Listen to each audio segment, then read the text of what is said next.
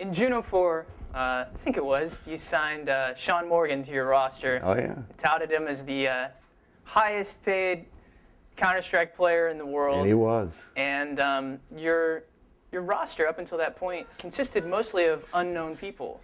How did you get Sean into the Complexity name, and how did you even sort of go about selecting him to begin with?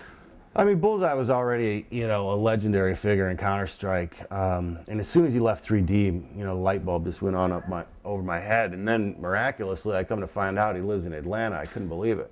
So I got him over to my house and brought him down to my basement and had a few beers and sat in the movie theater, and basically just said, I want you to come back and play, and he said, I'm kind of getting older, I'm kind of, I'm not sure I want to play, and I said, I'll pay $2,500 a month to play for me. And at the time, top Counter-Strike players were maybe making $1,000.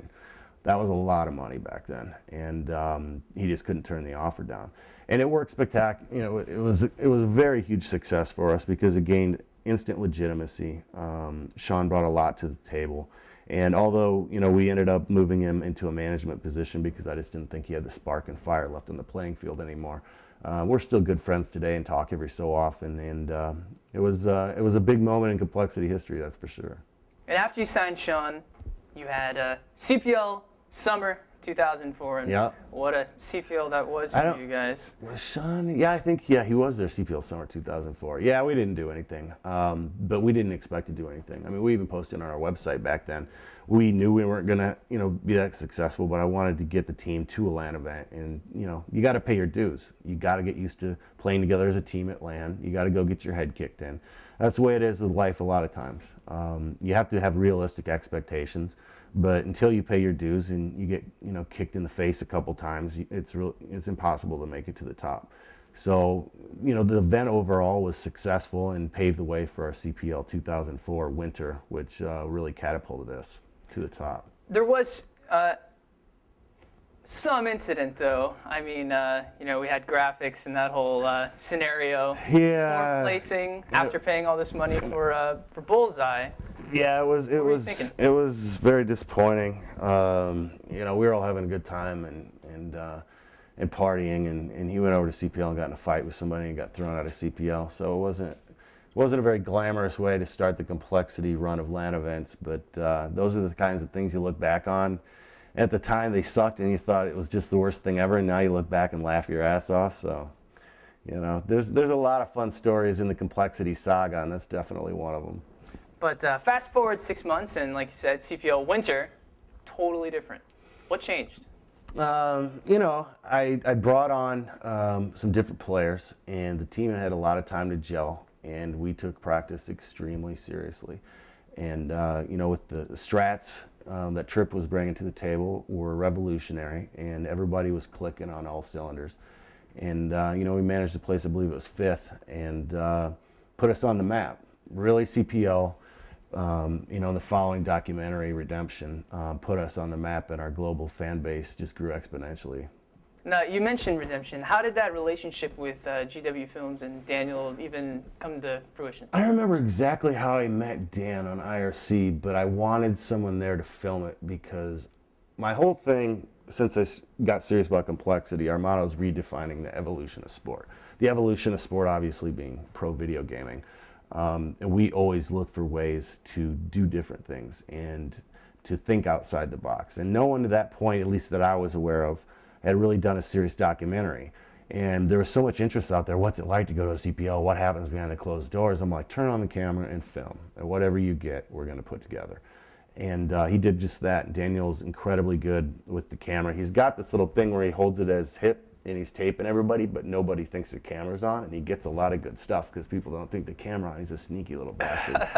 But no, it was great. It was great to have him there, and Redemption really broke us out of the mold to where kids knew, look, this is a gaming organization that's not going to bullshit us.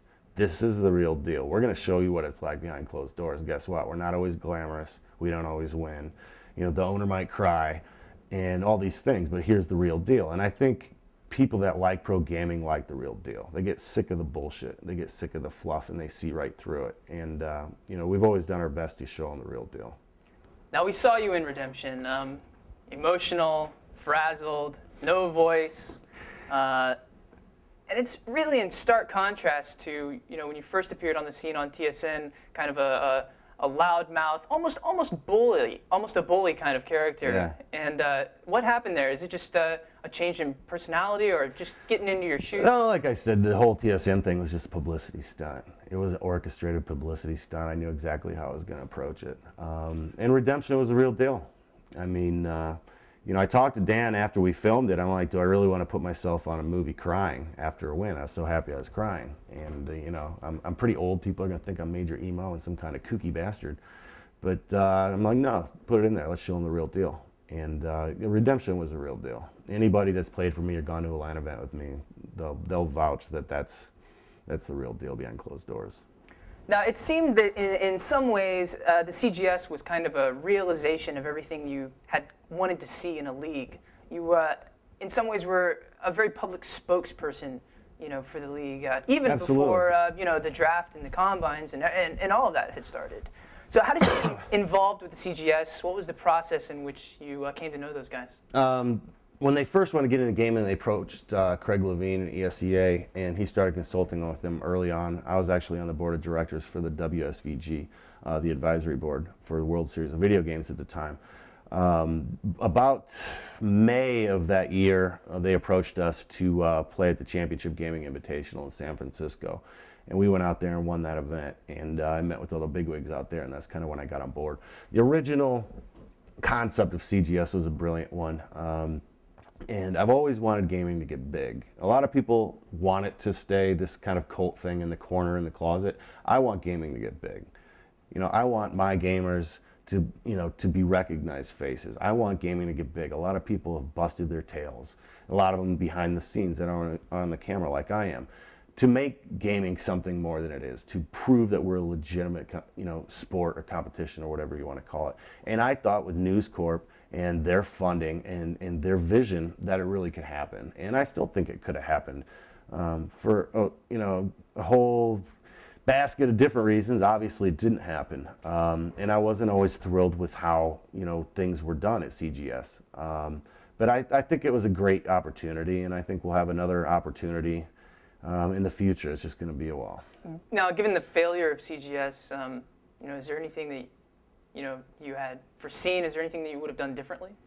No, I wouldn't have done anything differently. The decisions, in my opinion, that really disenfranchised gamers from the CGS and created a very loud and boisterous opposition to the CGS weren't decisions I was personally supportive of. I won't go into a lot of things. I don't want to sling mud and things, but there were times in meetings when I was literally screaming at corporate lawyers across the table, "You are fucking up." Literally screaming at people in boardrooms, "This is not how you do it." But at the end of the day, I was a small cog in a very big machine. And some of my opinions and the opinions of very educated and intelligent other leaders in esports simply weren't taken at certain points. They did their best to bring in the right people, the Craig Levines, the Jason Bass, myself, and many others, the DJ Wheats, the Paul, Challenger, Red Eye. And they did. They didn't just be like, "This is how we're going to do it, screw you guys." They brought us in and they listened to our voice, and that's credit to them. But a lot of times the execution and how the things were done, we were saying, this is not how you do it, and this isn't necessarily the game you want, and this isn't how you broadcast this game. But it was a huge operation with tens of millions of dollars behind it. So we were, our voices were drowned out, and things weren't always done as we thought they should have been. And I guess live and learn.